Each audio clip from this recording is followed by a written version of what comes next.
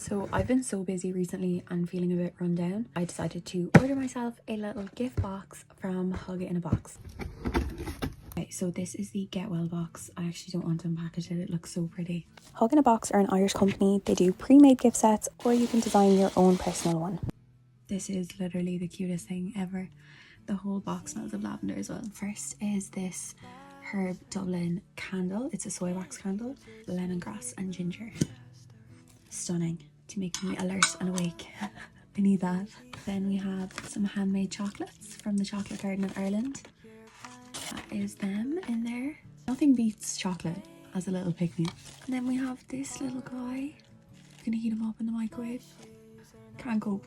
This is such a cute gift idea to send someone, just to let them know that you're thinking about them. I would cry if somebody sent me this. All of the bits are fab and such good quality. Separate to the gift box, I also got this pocket hog. So cute. Look at her. Adorable. And it comes with a little note.